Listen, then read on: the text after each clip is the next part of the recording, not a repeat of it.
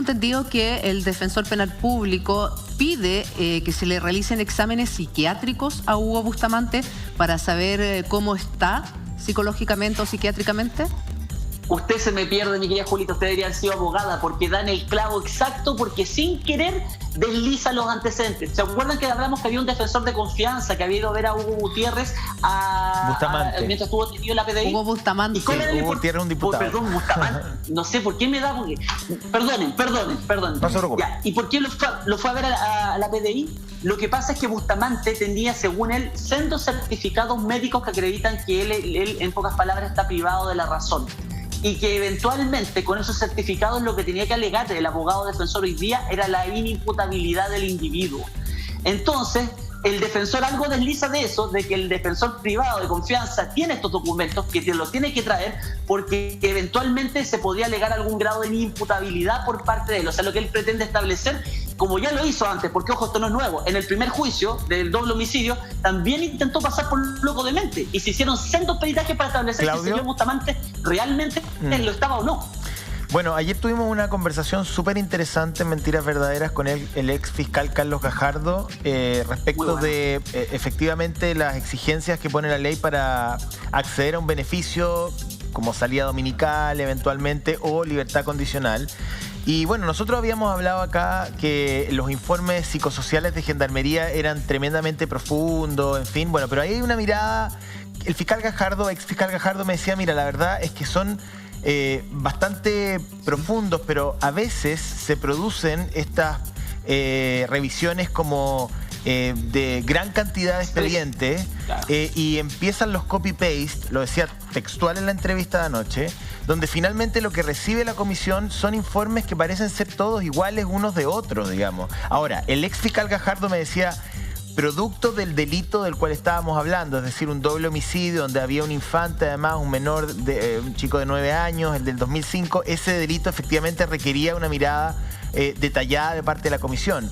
Pero muchas veces Gendarmería se ve superado porque tiene que empezar a reproducir informes de 100, 150, 200 y al final esto se transforma como una máquina de moler carne. Fíjate que esto llegó ayer, tuvo consecuencias políticas. Primero la Cámara de Diputados pidió el informe de libertad condicional del año 2015, lo va a revisar probablemente. El presidente Piñera se mostró sumamente conmovido e instruyó al gobierno a enviar un proyecto de ley, lo dijo el vocero Belolio, para que se eleven las exigencias de los individuos a la hora de solicitar libertades condicionales.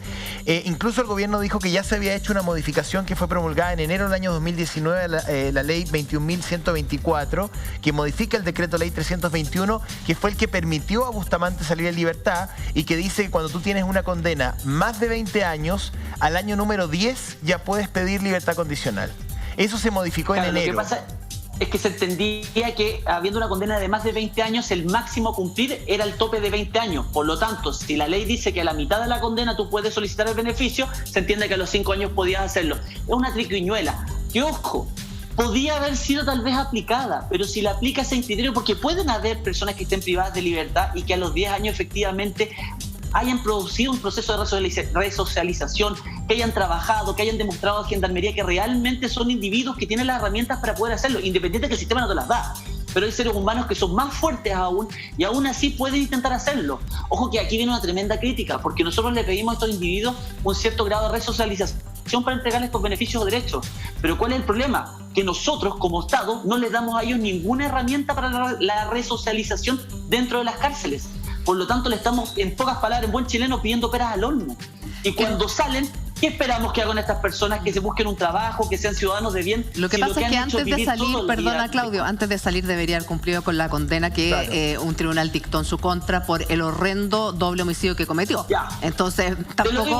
Pero 27, ¿cuánto es la mitad de 27? Ay, Claudio.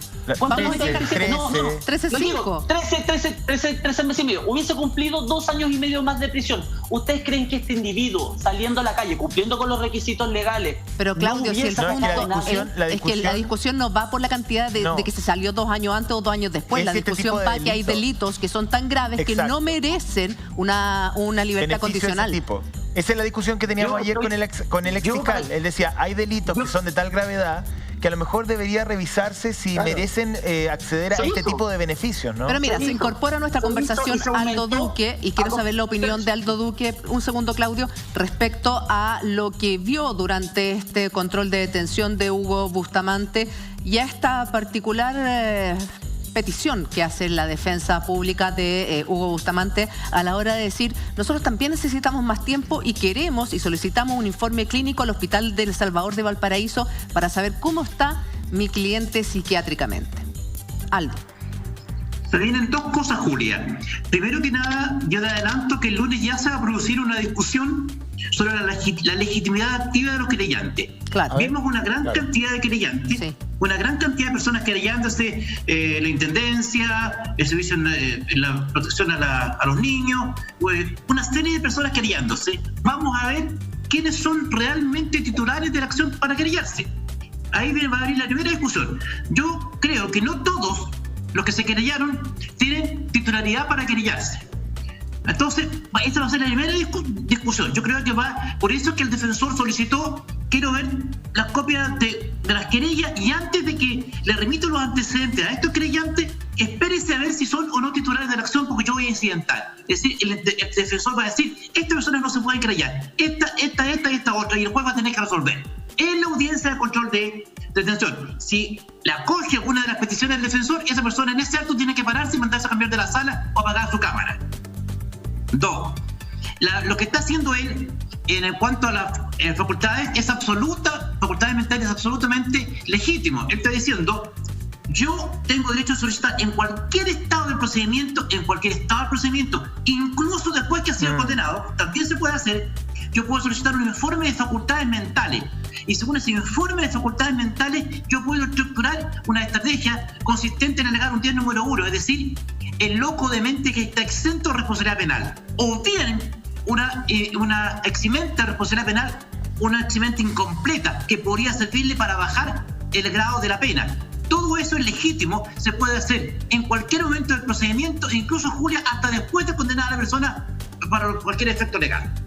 Ya, pero teniendo en cuenta lo que eran antes de la formalización, porque lo quieren en las próximas horas. Exactamente. Aldo, ¿tú alguna vez, me imagino que tu larga experiencia sí te ha pasado, pero es común que el abogado que tiene que defender a una persona que está siendo incriminada, acusada o culpabilizada de un crimen como este, no llegue, que lo abandone el caso? Sí, yo lo he visto. Eso se declara el abandono de una defensa, porque muchas veces el abogado que asiste al imputado, por ejemplo, en la unidad policial, donde está detenido, es llamado por la familia, el profesional concurre, conversa con la persona privada de libertad, lo asiste legalmente, le da instrucciones, pero posteriormente a la salida, como es tan rápido esto, a la salida conversa con la familia en relación a un tema tan pedestre por su honorario. Muchas veces no hay acuerdo. No hay acuerdo. A veces no hay acuerdo en los consejos. Fíjate que hay un caso de un asesino serial en Estados Unidos que se llama Ted Bundy, no sé si se acuerdan, que mató a muchísimas mujeres, y se le pone un abogado en un momento. Esto a finales de los años 70, un juicio que en Estados Unidos fue tremendamente bullado porque los casos eran muy escabrosos y era mucha cantidad de mujeres, y él se declaraba inocente. Se le pone un abogado, el estado de Florida le pone un abogado, y el abogado le dice: mire, la evidencia que hay en su contra es demasiado concreta y demasiado concluyente, así que lo mejor que usted puede hacer para evitar la pena de muerte, porque había pena de muerte en el estado de Florida en ese momento, lo mejor que puede hacer es declararse culpable, y de esa manera va a acceder a una perpetua y no a una pena de muerte. Y él no quería, porque él sostenía hasta el final que era inocente, pese a que no era inocente. Y él está en el juicio, y el abogado en algún momento le dice: bueno, mi defendido se va a declarar inocente. Y el cliente se para y dice: no, yo no me voy a declarar inocente, yo no soy inocente, qué sé yo. Y se para el abogado y sale del tribunal. Se va y abandona y eso ocurrió. Wow. Y ocurre, o sea, en medio del juicio, el abogado defensor, como su cliente no estaba siguiendo su consejo, se para y sale de la sala. Listo. Bueno, acá no llega. Acá me llegó. Claro, imagínense. Eso pasa en Estados Unidos, pero en Chile no va a pasar. Acá simplemente lo que ocurre es que el defensor privado no estuvo de acuerdo en concurrir a la audiencia de formalización, y simplemente el juez declaró el abandono técnico de la defensa. cuando se declara el abandono técnico de la defensa, obligatoriamente la ley obliga al magistrado a designarle un defensor de la Defensoría Penal Pública, que puede ser pública o licitada. Se produce la designación y lo que hace el defensor penal público es lo que hacen en todas las audiencias, ¿cierto? No tiene nada extraordinario. Claro. Hoy día no pasó nada raro. Simplemente dice, yo quiero más tiempo para estudiar los antecedentes. Y el juez generalmente le concede el tiempo al nuevo defensor que está asumiendo.